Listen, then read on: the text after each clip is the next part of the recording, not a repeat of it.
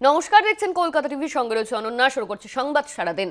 রাজভবন থেকে যাদবপুর বিশ্ববিদ্যালয় উপাচার্যকে চিঠি। আচার্যের সচিবালয় থেকে চিঠি উপাচার্য ভাস্কর গুপ্তাকে।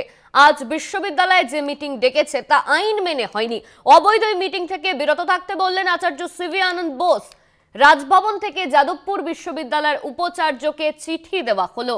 রাজভবন থেকে যাদবপুর বিশ্ববিদ্যালয়ের উপাচার্যকে চিঠি, আচার্যের সচিবালয় থেকে চিঠি উপাচার্য ভাস্কর গুপ্তাকে। রাজভবন থেকে যাদবপুর বিশ্ববিদ্যালয়ের উপাচার্যকে চিঠি সিভি আনন্দ বোসের, সচিবালয় থেকে চিঠি উপাচার্য ভাস্কর গুপ্তাকে। আজ বিশ্ববিদ্যালয়ে যে মিটিং ডেকেছে তা আইন মেনে হয়নি, অবৈধ এই মিটিং থেকে বিরত থাকতে বললেন আচার্য সিভি আনন্দ বোস। যে মিটিং করা হয়েছে সেই মিটিং অবৈধ এমনই বলছেন কিন্তু সিভি আনন্দ বোস। যে মিটিং ডাকা হয়েছে সেই মিটিং অবৈধ মিটিং এমনই কিন্তু বলা হচ্ছে। এই নিয়ে আমরা বিস্তারিত জানবো। আমাদের সঙ্গে ফোন লাইনে রয়েছেন আমাদের প্রতিনিধি শুভঙ্কর মণ্ডল। শুভঙ্কর, রাজভবন থেকে যাদবপুর বিশ্ববিদ্যালয়ের উপাচার্যকে চিঠি দেওয়া হলো সিভি আনন্দ বোসের তরফে, ঠিক কি বলা হচ্ছে চিঠিতে, কি উল্লেখ রয়েছে? দেখো, তোমায় জানিয়ে রাখি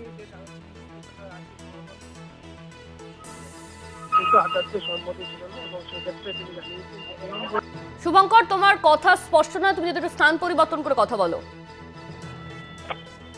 দেখো, তোমায় জানিয়ে রাখি যে যাদবপুর বিশ্ববিদ্যালয় যে সমাবর্তন অনুষ্ঠান, সেই সমাবর্তন অনুষ্ঠানে কিন্তু আচার্য তথা রাজ্যপালের সহায় ছিল না, এবং যে কারণে তিনি কিন্তু চিঠি দিয়েছিলেন উপাচার্যকে এবং বলে যে কোর্ট মিটিং করা হবে সেই কোর্ট মিটিং এর কোনো বৈধতা নেই, আগে থেকে জানানো হয়নি, সেই কোর্ট মিটিং এর বিষয়ে নোটিশ দেওয়া হয়নি, যে কারণে নিয়মের বাইরে গিয়ে বা আইনের বাইরে গিয়ে যেন কোনো রকম সিদ্ধান্ত গ্রহণ না করা হয়, অর্থাৎ তিনি যে সমাবর্তন উৎসব চাইছেন না সেটা কিন্তু একদমভাবে স্পষ্ট হয়ে গিয়েছে বিগত কয়েকদিনে তার যে কর্মকাণ্ড বা আচার্যের যে কর্মকাণ্ড তার মধ্যে থেকে।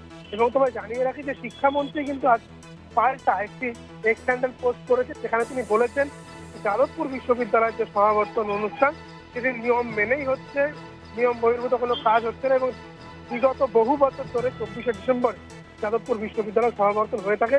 কেউ যদি মনে করেন যেটি নিয়ম বহির্ভূত কাজ হচ্ছে, তাহলে সেটি একেবারে তার নিজস্ব চিন্তা ভাবনা এবং পড়ুয়া থেকে শুরু করে বিশ্ববিদ্যালয়ের বৃহত্তর স্বার্থে এই সমাবর্তন হয়ে থাকে।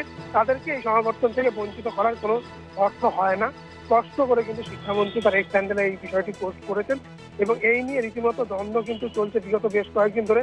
আচার্যের যেখানে এই সমাবর্তন নিয়ে সম্মতি নেই এবং আচার্য এই ভূমিকা রীতিমতো সমালোচিত হয়েছে অনন্যা, কেননা আমরা গত বছরও দেখেছিলাম আচার্যের নিজস্ব যিনি উপাচার্য অর্থাৎ তার পছন্দের লোক বুদ্ধদেব সাউ, তিনিও কিন্তু আচার্যের বিরুদ্ধে গিয়ে বিশ্ববিদ্যালয় সমাবর্তন অনুষ্ঠান করেছিলেন, যার ফলস্বরূপ তাকে কিন্তু তার পদ থেকে সরিয়ে দেওয়া হয়েছিল।